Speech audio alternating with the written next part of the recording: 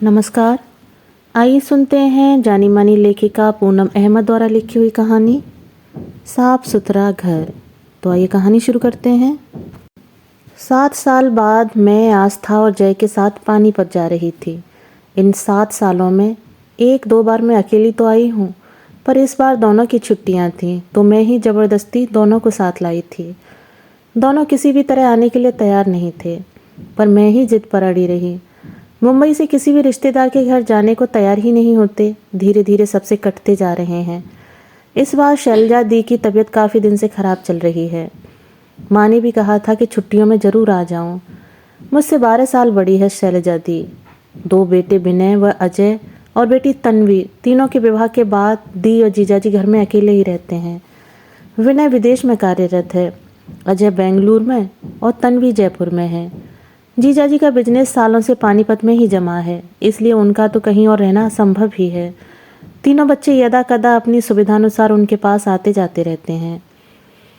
माँ सहारनपुर में रहती हैं। शैलजा दी की अस्वस्थता के चलते यही उनके पास आती रहती हैं। बस इतना सा मायका है मेरा, माँ और शैलजा दी। पिता रहे नहीं, भाई है नहीं।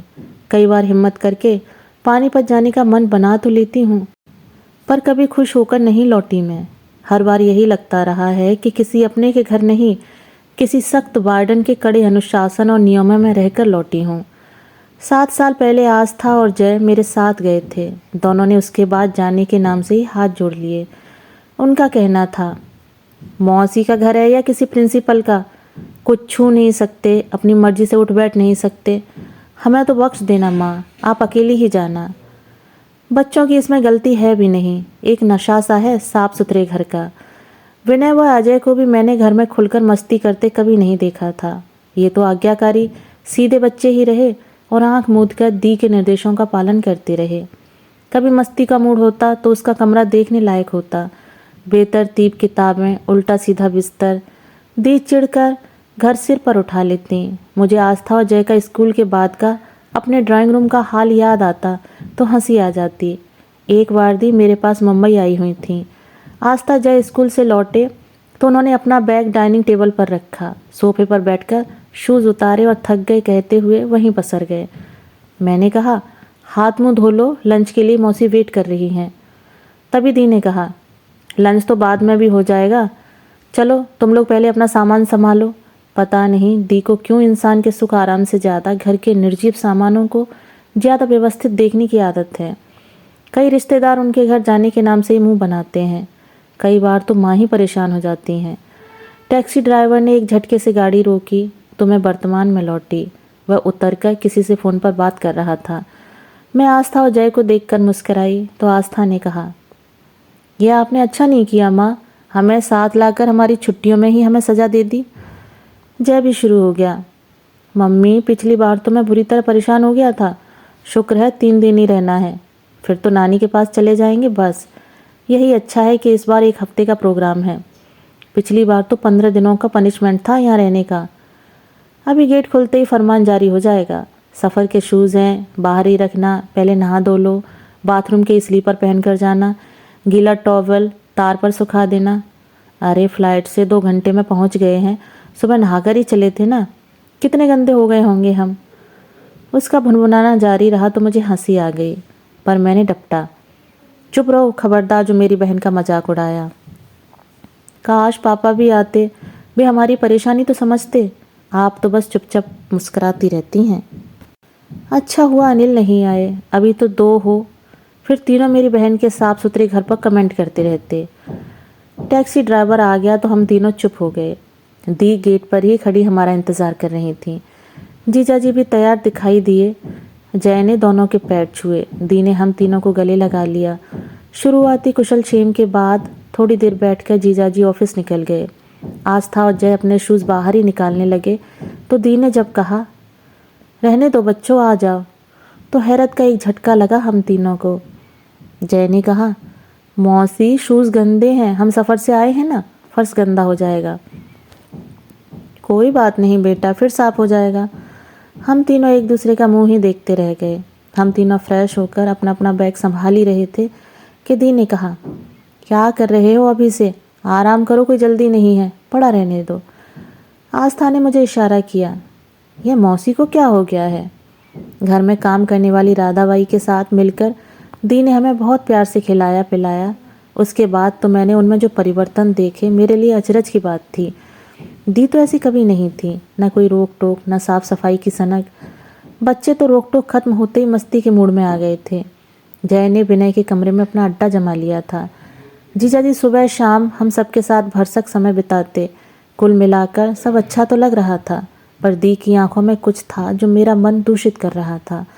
कुछ था उनके व्यवहार में जो मुझे कहीं छू रहा था। यहाँ आकर इतनी बेचैन तो मैं कभी नहीं हुई थी, तब भी नहीं जब सुबह से रात तक घर को साफ सुथरा रखने के निर्देश मिलते रहते थे। मुझे माँ के पास भी जाना था। जो भी कुछ था जाने से पहले दी से जानना था। अनिल को भी बच्चों ने अकेले में दी के बदले व्यवहार की सूचना दे दी थी। जाने से पहले रात को डिनर के बाद आस्था और जय ड्राइंग रूम में टीवी देख रहे थे। जीजा जी थोड़ा टहलने गए थे। दी बच्चों के कमरे में थी। मुझे लगा कि देख रही होंगी कि बच्चों ने कमरे में कितना सामान फैलाया है।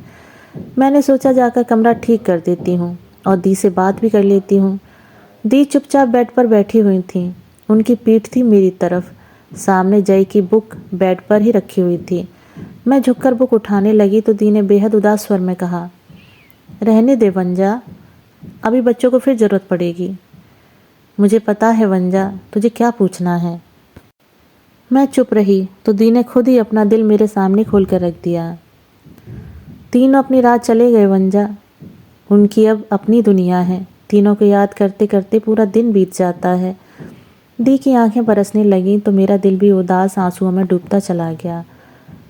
कमरे में फैला हुआ सामान याद आता है। बिस्तर की एक एक सिलवट याद आती है। दिल चाहता है तीनों फिर आकर अपना सामान हर जगह फैला दें और अब मैं उन्हें कुछ न कहूँ। मैंने अपने बच्चों को घर के सहज वातावरण से दूर रखा है। बेचारे शायद मेरे स्वभाव के कारण कभी खुलकर जी नहीं पाए।